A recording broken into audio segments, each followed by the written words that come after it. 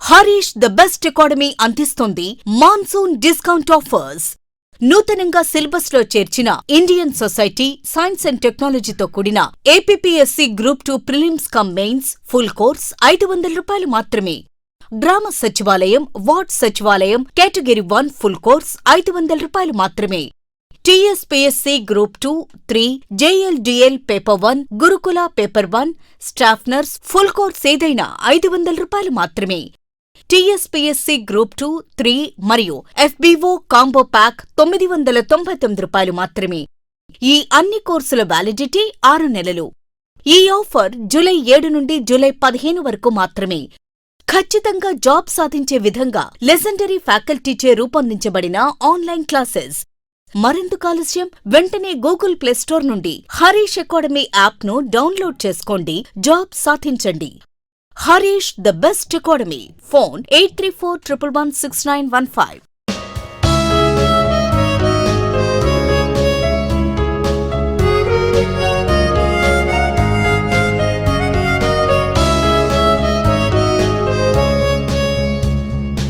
Harish the best academy. Hi friends, welcome to Harish academy. ఈరోజు వార్తలు నిలిచిన జాతీయ, అంతర్జాతీయ, రాష్ట్రీయ అంశాల గురించి, వార్తలు నిలిచిన వ్యక్తులు, అవార్డులు, పుస్తకాలు, మరి క్రీడా సంబంధిత సమాచారం, ఒక్కొక్క అంశాన్ని వివరంగా తెలుసుకుందాం. ఈరోజు ఫస్ట్ టాపిక్ వచ్చేసి ఇటీవల వార్తలు నిలుస్తున్న వింత వ్యాధులు, కొత్తగా వార్తలు నిలుస్తున్న వ్యాధులు కానివ్వండి, వైరస్లు కానివ్వండి, లేదా బ్యాక్టీరియా ద్వారా సంక్రమించే వ్యాధుల గురించి, వ్యాక్సిన్ల గురించి రెగ్యులర్గా పోటీ పరీక్షలో క్వశ్చన్స్ అడుగుతున్నారు. కాబట్టి పోటీ పరీక్షలకు ప్రిపేర్ అవుతున్న ప్రతి ఒక్క అభ్యర్థి వార్తల్లో ఏవైతే వ్యాధుల గురించి ప్రచురిస్తున్నారో ఆ వ్యాధులను చూడండి. ఎట్ ద సేమ్ టైం వాటికి సంబంధించిన వ్యాక్సిన్ టెక్నాలజీస్ ఏవైతే ఉంటాయో వాటిని కూడా ప్రత్యేకంగా అబ్జర్వ్ చేయండి. ఎగ్జామినేషన్లో వీటిపైన క్వశ్చన్స్ ఖచ్చితంగా వస్తాయి. ఫర్ ఎగ్జాంపుల్, రీసెంట్గా 2023 జూన్ 11 రోజున తెలంగాణ పబ్లిక్ సర్వీస్ కమిషన్ వారు నిర్వహించిన టీఎస్పీసీ గ్రూప్ 1 ప్రిలిమినరీ ఎగ్జామినేషన్లో మార్బర్గ్ గురించి అడిగారు. గతంలో కూడా మనం ఎక్స్క్లూజివ్గా ఈ వ్యాధులు, వ్యాక్సిన్ల పైన ఒక వీడియోను కూడా మీకు అందించడం జరిగింది. ఒకసారి చూడండి. ఈరోజు వార్తల్లోకి వచ్చిన ఒక వింత వైరస్ దక్షిణ అమెరికా ఖండంలోని ఒక దేశం చిలీ, సౌత్ అమెరికా కాంటినెంట్, దక్షిణ అమెరికా ఖండంలో ఉండే ఒక చిన్న దేశం చిలీ. ఆ చిలీ దేశంలో ఒక వింత వైరస్ అనేది వార్తల్లోకి వచ్చింది. దాని బారిన పడి చాలామంది ఇబ్బందులు కూడా పడుతున్నట్టుగా ప్రపంచవ్యాప్తంగా చర్చ కూడా ప్రారంభమైంది. కరోనా తర్వాత చాలా రకాల వ్యాధుల గురించి మనం చూస్తున్నాం. ఈరోజు మరొక వింత వ్యాధి వార్తలోకి వచ్చింది. ఆ వైరస్ పేరు ఏంటంటే గిలాన్ బరే. పేరు గుర్తుంచుకోండి, గిలాన్ బరే. ఇటీవల వార్తలు నిలిచిన గిలాన్ బరే సిండ్రోమ్ లేదా ఒక వింత వైరస్కి సంబంధించి ఏ దేశం వార్తల్లోకి వచ్చింది అంటే చిలీ దేశం వార్తల్లోకి వచ్చింది. మరి ఈ సిండ్రోమ్ లేదా ఈ వ్యాధి వ్యాపించిన వారికి గిలాన్ బరే సిండ్రోమ్ లేదా గిలాన్ బరే వైరస్ అని గుర్తుంచుకోండి. ఈ వైరస్ వ్యాపించిన లేదా ఎవరి లోపలైతే ఈ వైరస్ అటాక్ చేస్తుందో ప్యాథోజన్గా వెళ్ళి వారి లోపల కనిపించే లక్షణాలు ఏంటంటే, మనకు ఇమ్యూనిటీ సిస్టమ్ ఉంటుంది కదా, రోగ నిరోధక శక్తి అంటున్నాం. రోగ నిరోధక శక్తి అంటే ఏంటి? మన లోపల ఇమ్యూనిటీ లెవెల్ అనేది ఎంత అద్భుతంగా ఉంటే అంతగా తక్కువగా వ్యాధుల బారిన మనం పడతాం. ఇమ్యూనిటీ సిస్టమ్ కనుక దెబ్బతిన్నది అనుకోండి, ఈజీగా ఏ వ్యాధి అయినా మన పైన అటాక్ చేస్తుంది. ఉదాహరణ తీసుకుంటే మనకు ఎయిడ్స్ వ్యాధిగ్రస్తులను కనుక పరిశీలిస్తే వాళ్ళకు ఇమ్యూనిటీ సిస్టమ్ దెబ్బతింటుంది. కాబట్టి వాళ్ళు జ్వరం వచ్చినా కూడా జ్వరం తగ్గదు. అలసటతో చివరికి వారు దారుణంగా చచ్చిపోతారు కూడా. ఇక్కడ ఈ గిలాన్ బరే సిండ్రోమ్లో కూడా ఏం కనబడుతుంది అంటే, ఎవరైతే పర్సన్ ఈ వ్యాధి బారిన పడతారో, ఈ వింత వైరస్కి అటాక్ అవుతారో వారి యొక్క ఇమ్యూనిటీ సిస్టమ్ అనేది దెబ్బతింటుంది. తర్వాత కండరాల నొప్పి విపరీతంగా ఉంటుంది. యాక్చువల్గా ఈ వ్యాధి ఎక్కడి నుండి ప్రారంభమవుతుంది? యాక్చువల్గా అటాక్ ఎక్కడ స్టార్ట్ అవుతుంది? మోకాల నుండి స్టార్ట్ అవుతుంది. ఇవన్నీ మనకు లక్షణాల గురించి క్వశ్చన్ అడిగారు. బట్ ఇటీవల వార్తలు ఇచ్చిన గిలాన్ బరే అనగానే చిలీ అనగానే సౌత్ అమెరికా కాంటినెంట్, ఒక virus Guillain Barre syndrome. So Guillain Barre అని పిలిచే అరుదైన సిండ్రోమ్ ఒకటి దక్షిణ అమెరికా ఖండంలోని చిలీని నిలువున వణికిస్తోంది. ఈ వింత వ్యాధి బారిన పడి జనం అల్లాడుతున్నారంట. సో ఇదొకటి ఇంపార్టెంట్. చూపు తగ్గుతుంది, కంటి కండరాలు దెబ్బతింటాయి, మాట్లాడటం ఈవెన్ నమలడం కూడా కష్టంగా ఉంటుంది. ఎందుకంటే కండరాల నొప్పులు స్టార్ట్ అవుతాయి. చేతులు అరికాలలో సూదులతో కూర్చున్నట్లు విపరీతమైన బాధ. విపరీతమైన ఒళ్ళు నొప్పులు ముఖ్యంగా రాత్రిపూట సంభవిస్తాయి. శారీరక మానసిక సమన్వయ లోపం, నిలకడ లేమి, హృదయ స్పందన, రక్తపోటు విపరీతంగా పెరిగిపోవడం, జీర్ణాశయ పిత్తాశయ సంబంధిత సమస్యలు అనేవి ఉంటాయంట. మరి చికిత్స పరంగా చూస్తే ఈ గిలాన్-బరే సిండ్రోమ్ ఏదైతుందో ఇప్పటి వరకు అయితే ఇది మిత్తంగా చికిత్స అంటూ ఏం లేదు, దానికంటూ ప్రత్యేకమైన చికిత్స అంటూ ఏమీ లేదు. కాకపోతే మనకు సిమ్టమాటిక్ ట్రీట్మెంట్స్ ఇస్తారు. మనకి ఏదైతే సిమ్టమ్స్ ఉంటాయో, ఏ నొప్పులు ఉంటాయో వాటిని తగ్గించడానికి ట్రీట్మెంట్ అనేది ఇస్తున్నారు. సో గిలాన్-బరే గుర్తుంచుకోండి. రీసెంట్గా టీఎస్పీఎస్సీలో మార్బర్గ్ గురించి అడిగారు, ఇప్పుడు గిలాన్-బరే గురించి కూడా అడుగుతారు. లొకేషన్ కూడా ఇంపార్టెంట్. నెక్స్ట్, తరచూ వార్తలు నిలుస్తున్న అంశాల్లో IITs very very important. Indian institute of technologies భారతదేశంలో అత్యున్నత సాంకేతిక విద్యను అందిస్తున్న ఐఐటీలపైన ప్రత్యేక శ్రద్ధ చూపండి. ఎక్కువసార్లు మనకు ఐఐటి మద్రాస్ వార్తల్లోకి వచ్చింది. మన రీజనల్ ఐఐటి అయిన ఐఐటి హైదరాబాద్ పైన ప్రత్యేక శ్రద్ధ చూపండి. ఈ రెండు ఐఐటీల పాటు ఇటీవల ఐఐటి కాన్పూర్ కూడా రెగ్యులర్గా వార్తల్లోకి వస్తుంది. ఈరోజు ఐఐటి కాన్పూర్కి సంబంధించి ఒక ప్రత్యేకమైన డ్రోన్ని వారు తయారు చేశారు. ఆ డ్రోన్ పేరే సూసైడ్ డ్రోన్. ఇటీవల సూసైడ్ డ్రోన్ని తయారు చేస్తూ వార్తలు నిలిచిన ఐఐటి శాస్త్రవేత్తలు ఎవరు అంటే ఐఐటి కాన్పూర్, యూపీ రాష్ట్రంలోని IIT Indian institute of technology Kanpur శాస్త్రవేత్తలు సూసైడ్ డ్రోన్స్ని తయారు చేశారు. దీని యొక్క ఉద్దేశం ఏంటంటే శత్రు స్థావరాలు ఎనిమీస్కి సంబంధించిన లొకేషన్ ఐడెంటిఫై చేయడమే కాకుండా వారిపైన అటాక్ చేస్తుంది, అవసరమైతే సెల్ఫ్ బాంబర్గా కూడా మారుతుంది. సో ఇంతటి అధునాతనమైన రక్షణపరమైన వ్యవహారాలను దృష్టిలో ఉంచుకొని, అంశాలను దృష్టిలో ఉంచుకొని ఐఐటి కాన్పూర్ వారు తయారు చేసిన సూసైడ్ డ్రోన్ అనేది ప్రత్యేకతను సంతరించుకుంది. ఐఐటి కాన్పూర్ గుర్తుంచుకోండి. సో ఇటువంటి టాపిక్స్ ముఖ్యంగా ఐఐటికి సంబంధించి హెడ్డింగ్ చూడండి సరిపోతుంది. డైరెక్ట్గా సూసైడ్ డ్రోన్, ఐఐటి కాన్పూర్ ఈ రెండు పదాలు గుర్తున్నాయంటే ఎగ్జామినేషన్లో మీకు గుర్తొస్తుంది అంతే. సో ఇది ఒకటి గుర్తుంచుకోండి. అండ్ రీసెంట్గా మీకు గ్రూప్ 1 ఏపీ ఎగ్జామినేషన్ సంబంధించి, టీఎస్పీఎస్సీ గ్రూప్ 1 ఎగ్జామినేషన్లో కానీ, యూపీఎస్సీ సివిల్ సర్వీసెస్లో కూడా ఐఐటీస్ పైన క్వశ్చన్స్ అడుగుతున్నారు. చాలా పోటీ పరీక్షలు ఐఐటీస్ గురించి క్వశ్చన్స్ అడిగే అవకాశాలున్నాయి. ఎలా చెప్పగలుగుతున్నారంటే రెగ్యులర్గా ఐఐటీస్ వార్తల్లోకి వస్తున్నాయి. ఏవైతే అంశాలు రెగ్యులర్గా వార్తల్లోకి వస్తాయో వాటి నుండే క్వశ్చన్స్ ఫ్రేమ్ చేస్తారు ఎగ్జామినర్. సో మీకు రీసెంట్గా ఐఐటీస్ పైన మోస్ట్ ఇంపార్టెంట్ టాపిక్స్ని ఒకసారి లైవ్లో తీసుకున్నాను, ఒకసారి వీడియోని కూడా రిలీజ్ చేశాను. Praveen sir classes YouTube channel. So Praveen sir classes YouTube ఛానల్లో మీకు ఇంపార్టెంట్ కంటెంట్ని రీసెంట్గా కొన్ని సెషన్స్ ఇస్తున్నాను, ఒకసారి చూడండి. ఐఐటీస్ పైన 2 వీడియోస్ ఉంటాయి, ఒకటి లైవ్ సెషన్లో ఉంటుంది, ఒకటి వీడియో రీసెంట్గా నేను రిలీజ్ చేశాను గ్రూప్ 4 ఎగ్జామినేషన్ కంటే ముందు. వాటన్నిటిని చూడండి, ఆల్మోస్ట్ ఒక 50 టాపిక్స్ కవర్ అవుతాయి. సో ఈ ఛానల్లో మీకు ఎగ్జామినేషన్స్ ఏపీ తెలంగాణ అభ్యర్థుల కోసం ఉపయుక్తంగా ఉండే సమాచారాన్ని అందిస్తూనే ఉన్నాను. కమ్యూనిటీలో కొన్ని ఆర్టికల్స్ పోస్ట్ చేస్తున్నాను, యూట్యూబ్ షార్ట్స్ రూపంలో స్వల్ప వ్యవధి వీడియోలు రిలీజ్ చేస్తున్నాను, లేదంటే ఎప్పుడైనా అందుబాటులో వెళ్ళినప్పుడు డైరెక్ట్గా వీడియో రిలీజ్ చేస్తున్నాను, కొన్ని లైవ్ సెషన్స్ కండక్ట్ చేస్తున్నాను. సో ఈ ఛానల్ని సబ్స్క్రైబ్ చేసుకున్న వారు ఎవరైనా ఉంటే ఈరోజే సబ్స్క్రైబ్ చేసుకోండి, అందులో ఉన్న కంటెంట్ మొత్తాన్ని చూడండి. అండ్ నెక్స్ట్ ఐఐటీస్కి సంబంధించి మరొక అంశం, ఒక లింక్ టాపిక్. నిన్నటి క్లాస్లో మనం చూసాము టాంజానియాలో తొలి ఐఐటి క్యాంపస్ అని చెప్పేసి. భారతదేశానికే పరిమితమైన ఐఐటీస్ విశ్వవ్యాప్తమవుతున్నాయి. ఆఫ్రికా ఖండంలోని ఒక దేశం టాంజానియాలో మొట్టమొదటి ఐఐటి ఏర్పాటు అవుతుంది. ఎవరి సహకారంతో? ఐఐటి మద్రాస్ సహకారంతో. మరి అక్కడ ఏర్పాటు అవబోతున్న ఈ అక్టోబర్ మాసం నుండి ఎడ్యుకేషన్ కూడా అందించబోతున్న టాంజానియాలోని ఐఐటి క్యాంపస్కి తొలి మహిళా డైరెక్టర్గా వార్తలు నిలుస్తున్న వారెవరు? సో ఇక్కడ నియమితులవుతూ వార్తలు ఇచ్చారు. తొలి మహిళా డైరెక్టర్గా చూడండి, ఐఐటి మద్రాస్ అనుబంధంగా టాంజానియాలోని జాంజిబార్లో ఏర్పాటు చేయనున్న అంతర్జాతీయ క్యాంపస్ డైరెక్టర్గా ప్రీతి అగలయం గారు నియమితులయ్యారు. ఈ పేరు గుర్తుంచుకోండి చాలు, ఓకేనా. నెక్స్ట్ వచ్చేసేసి దేశంలోనే మొట్టమొదటి అనే అంశంతో చాలాసార్లు ఒడిశా రాష్ట్రం వార్తల్లోకి వచ్చింది రీసెంట్గా. ఈరోజు దేశంలోనే మొట్టమొదటి artificial intelligence regional news reader లేదా న్యూస్ యాంకర్ వార్తల్లోకి వచ్చారు లీసా. ఇక్కడ కనిపిస్తున్న వారు ఎవరైతే ఉంటారో నిజ జీవితంలో ఒక మనిషే కాదు, మహిళ కాదు, బట్ మనకి అపియరెన్స్కి కనబడుతున్నారు. ఆర్టిఫిషియల్ ఇంటెలిజెన్స్ సృష్టించిన ఒక ఇమేజ్.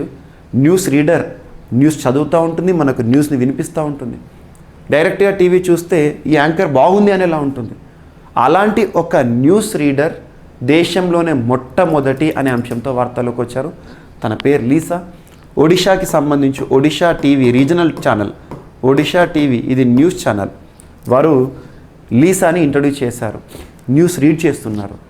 సో ఇక్కడ చూడండి, ఒక మహిళ రూపంలో మహిళనే మనకు నిజ జీవితంలో తనని చూడలేము, కానీ తెరపైన మాత్రం చూడగలుగుతాము.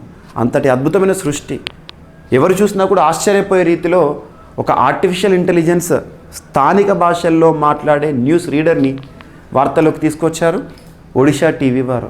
ప్రస్తుతం ఒడియాకి సంబంధించిన భాషలో, ఇంగ్లీష్ భాషలో మాట్లాడుతున్నారు. ఇండియా వెల్కమ్స్ ఇట్స్ ఫస్ట్, దేశంలోనే మొట్టమొదటి first regional artificial news anchor Lisa. పేరు గుర్తుంచుకోండి. కొన్ని రోబోస్, ఆర్టిఫిషియల్ ఇంటెలిజెన్స్ సంబంధించిన క్వశ్చన్స్ ఎగ్జామినేషన్లు అడుగుతారు. అండ్ ప్రపంచంలోనే అత్యంత ఎత్తైన దేవాలయం గుజరాత్ రాష్ట్రంలో ఏర్పాటవబోతోంది. ఎవరు నిర్మించబోతున్నారో చూద్దాము. అహ్మదాబాద్లో, గుజరాత్ రాష్ట్రంలోని అహ్మదాబాద్లో 504 అడుగులతో ఒక నిర్మాణం. ఇప్పటికే మనకు కంబోడియా, అంకోర్వత్ ఇవన్నీ చాలా ఫేమస్. సో చూడండి, ప్రపంచంలోనే, వరల్డ్లోనే అత్యంత ఎత్తైన దేవాలయం గుజరాత్లోని అహ్మదాబాద్లో రూపుదిద్దుకుంటోంది. ఈ ఆలయాన్ని జస్పూర్ గ్రామంలో నిర్మిస్తున్నారు. వచ్చే 5 ఏళ్లలో ఈ గుడిని పూర్తి స్థాయిలో అందుబాటులోకి తీసుకురానున్నట్లు నిర్వాహకు. అండ్ దీంతోపాటు ప్రపంచంలోనే 2వ పెద్ద ట్రీ మ్యూజియంను సైతం ఆలయ ఆవరణలో ఏర్పాటు చేయనున్నట్లు వివరించారు. విశ్వ ఉమియా ధామ్, గుర్తుంచుకోండి ఇది విశ్వ ఉమియా ధామ్ ఆధ్వర్యంలో ఈ దేవాలయ నిర్మాణం జరగనుంది. సుమారు 504 అడుగుల ఎత్తుతో ఈ దేవాలయాన్ని నిర్మిస్తున్నారు. దాదాపు 1000 కోట్లు వెచ్చించి ఈ గుడి నిర్మాణానికి శంకుస్థాపన చేశారు. ఈ ఆలయ నిర్మాణం ఇండో జర్మన్ సాంకేతికతను వినియోగిస్తున్నారు. భూకంపాల నుండి, వరదల నుండి సైతం తట్టుకునే సామర్థ్యం దీనికి ఉండబోతోంది. ప్రపంచంలోనే అత్యంత ఎత్తైన గుడి నిర్మాణం గుజరాత్ అహ్మదాబాద్. గుర్తుంచుకోండి, ఎవరు నిర్మించబోతున్నారో కూడా important. And operation broader sword, Bharat America సంయుక్తంగా చేపడుతున్న ఒక కట్టడి చర్య.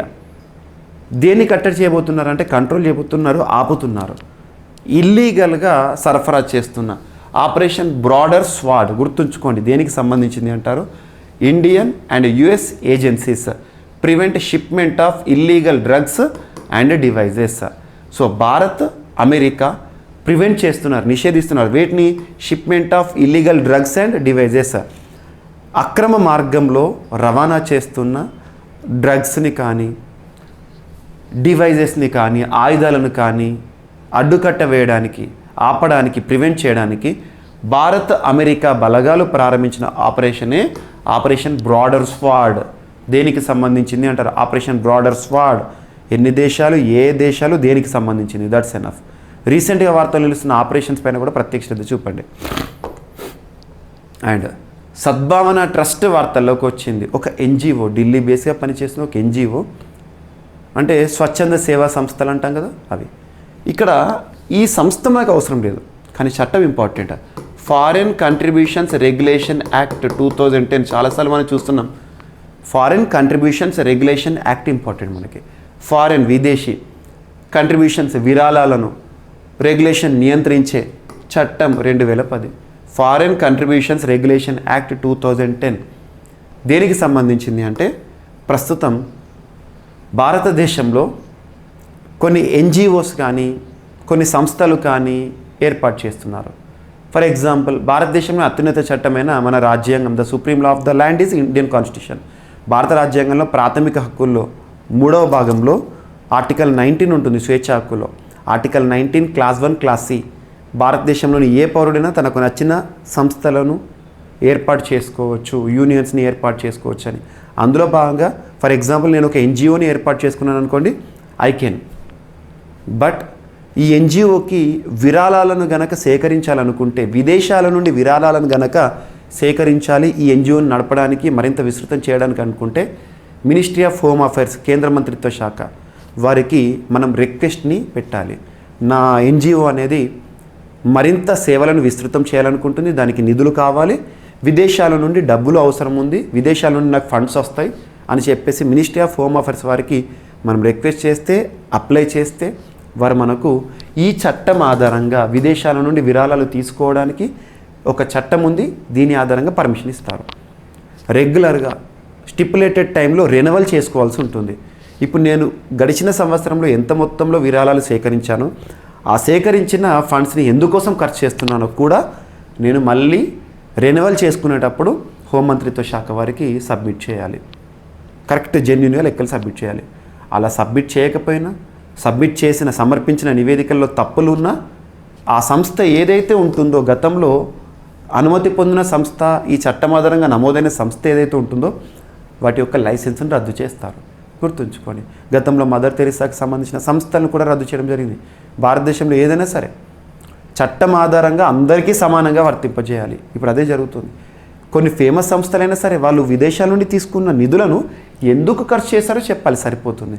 ఎందుకు మరి ఇంతటి కఠిన నిర్ణయం అంటే కొంతమంది కొన్ని సంస్థలు ఏం చేస్తున్నారంటే విదేశాల నుండి నిధులను సేకరించి భారత ప్రభుత్వానికి కేంద్ర ప్రభుత్వానికి వ్యతిరేకంగా నినాదాలు ఇవ్వడము, ప్రభుత్వానికి వ్యతిరేకంగా నిరసనలు ఉద్యమాలు నడపడానికి ఖర్చు చేస్తున్నాయి, ప్రజలకు పంచుతున్నారు కొంతమందికి.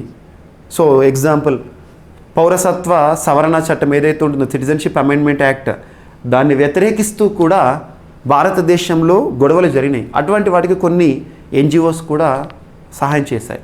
సో ఇటువంటివి. సో కొంత డెప్త్గా చూడండి, ఈ చట్టం వార్తల్లోకి వచ్చింది.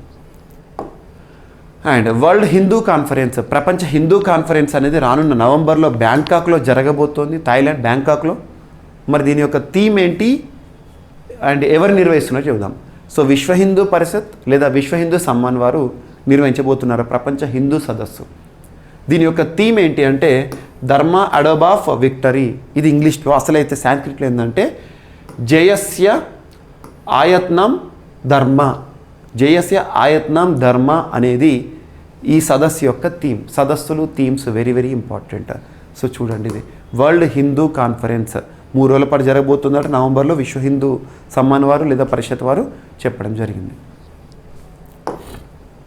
అండ్ యుఎన్ ఇంట్రడ్యూసెస్, ఐక్యరాజ్య సమితికి సంబంధించిన అనుబంధ సంస్థ మనకి పరిచయం చేసిన 51 రోబోట్స్ ఇటీవల వార్తల్లోకి వచ్చినాయి. ఎక్కడ పరిచయం చేశారంటే ఇటీవల ఆర్టిఫిషియల్ ఇంటెలిజెన్స్ సమ్మిట్, ప్రపంచవ్యాప్తంగా గుర్తింపున్న ఒక సదస్సులు important themes important. Artificial intelligence summit అనేది వార్తల్లోకి వచ్చింది. ఎక్కడ జరిగింది ఇది అంటే స్విట్జర్లాండ్ జెనీవాలో జరిగింది. అక్కడ ఎవరు నిర్వహించారు ఆర్టిఫిషియల్ ఇంటెలిజెన్స్ సమ్మిట్ని అంటే ఇంటర్నేషనల్ టెలికమ్యూనికేషన్స్ యూనియన్ వారు నిర్వహించారు. ఆర్టిఫిషియల్ ఇంటెలిజెన్స్ ఫర్ గుడ్ అనే థీమ్తో నిర్వహించారు. అందులో ఐక్యరాజ్య సమితికి సంబంధించిన అనుబంధ సంస్థ 51 రోబోలను మనకు పరిచయం చేశారు. The dependency on drones is increasing nowadays. మరి వాటిని ఎందుకు పరిచయం చేశారంటే to advance SDG goals, sustainable development goals, సుస్థిరాభివృద్ధి లక్ష్యాలు మనకి ఎప్పటికీ 2015 నుండి 2030 వరకు ప్రపంచంలోని ప్రతి దేశం సాధించాల్సిన లక్ష్యాలే సుస్థిర అభివృద్ధి లక్ష్యాలు. సో వీటిని సాధించడానికి ఐక్యరాజ్య సమితి తీసుకొచ్చింది. వీటిని సాధించడానికి ఈ ఆర్టిఫిషియల్ ఇంటెలిజెన్స్, రోబోట్స్, డ్రోన్స్ ఇవి ఇంపార్టెంట్. సో చూడండి, ఓకేనా. అండ్ నివేదికలపైన క్వశ్చన్స్ అడుగుతున్నారు. రీసెంట్గా చాలా నివేదికల గురించి మనం చూస్తున్నాం. ఇక్కడ ఒక నివేదిక International organisation for Migration Switzerland కేంద్రం పనిచేస్తుంది. వారు ఇటీవల విడుదల చేసిన ఒక నివేదికల పేర్లు గుర్తుంచుకొని ఎవరు రిలీజ్ చేశారంటారు.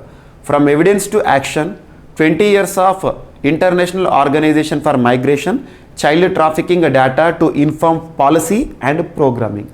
చైల్డ్ ట్రాఫికింగ్, విమెన్ ట్రాఫికింగ్కి సంబంధించిన అంశాలను ఇతివృత్తంగా తీసుకొని నివేదికను సమర్పించారు. ఇందులో ముఖ్యంగా చిన్న పిల్లలను అక్రమంగా రవాణా చేయడం సంబంధించిన గణాంకాలను ఇచ్చారు. ఏమని చెప్తున్నారంటే more than half of child trafficking victims, సగానికంటే ఎక్కువ మంది చిన్న పిల్లలను తరలిస్తున్నారు అక్రమంగా. మానవ అక్రమ రవాణా, పిల్లల అక్రమ రవాణా చేస్తున్నారు. అది ఆన్ యావరేజ్ ప్రతి దేశంలో జరుగుతుందంట అనే ఒక అంశం చెప్పారు. Trafficking victims are trafficked with in their own country, సొంత దేశంలోనే జరుగుతున్నాయి, ప్రతి దేశానికి వర్తిస్తుంది ఇది. So International organisation for Migration and Harvard వారు ఇచ్చిన సంయుక్త నివేదికలో ఈ గణాంకాలు చెప్పారు. అండ్ భారత ప్రధాని నరేంద్ర మోదీ గారికి లోకమాన్య తిలక్ జాతీయ అవార్డు డైరెక్ట్గా పెట్టాడుతారు. Lokmanya Tilak trust every year కూడా ప్రదానం చేసే లోకమాన్య తిలక్ నేషనల్ అవార్డు పురస్కార గ్రహీత 2023 సంవత్సరానికి ఎవరు వార్తల్లోకి వచ్చారంటే భారత ప్రధాని నరేంద్ర మోదీ గారు. గతంలో సైరస్ పూనావాలా వీళ్ళు మనం చూసాము, లాస్ట్ ఇయర్ కూడా చూసాము. సో చూడండి, ఇక్కడ ప్రధాని మోదీకి లోకమాన్య తిలక్ జాతీయ పురస్కారాన్ని అందించనున్నట్లు తిలక్ స్మారక మందిర్ ట్రస్ట్ హింద్ స్వరాజ్ సంఘ్ గత సోమవారం ప్రకటించింది. తిలక్ 103వ వర్ధంతి సందర్భంగా ఆగస్టు 1న పూణేలో నిర్వహించే కార్యక్రమంలో మోదీకి ఈ అవార్డుని ప్రదానం చేయనున్నారు, గుర్తుంచుకోండి. అండ్ ఒక నియామక పదవి వార్తల్లోకి వచ్చింది. International financial services centres authority. International financial services centres authority ఈ సంస్థకి నూతన చైర్పర్సన్గా నియమితులవుతూ వార్తలు నిలిచిన భారత ప్రభుత్వం నియమించిన పర్సన్ ఎవరు అంటే K Rajaraman. So K Rajaraman గారు ఐఎఫ్ఎస్సిఏ అంటే ఏంటి, ఇంటర్నేషనల్ ఫైనాన్షియల్ సర్వీసెస్ సెంటర్ అథారిటీకి నూతన చైర్మన్గా నియమితులవడం జరిగింది. ఎవరిచే? భారత ప్రభుత్వం. అండ్ మొట్టమొదటిసారి ట్రాన్స్జెండర్ మహిళ డచ్లో మిస్ నెదర్లాండ్స్గా వార్తల్లోకి వచ్చింది. చూడండి, డచ్ అన్న, నెదర్లాండ్స్ అన్న, హాలాండ్ అన్న ఒకటే. మిస్ నెదర్లాండ్స్ కిరీటాన్ని ఒక ట్రాన్స్జెండర్ మహిళ రిక్కీ వలేరీ కొల్లే తను గెలుచుకున్నారు. అందగత్తెల పోటీలో ట్రాన్స్జెండర్ మహిళ ఈ ఘనత సాధించడం నెదర్లాండ్స్లో ఇదే మొదటిసారి కావడం విశేషం. ఈ విధంగా ఈమె సరికొత్త చరిత్ర సృష్టించింది.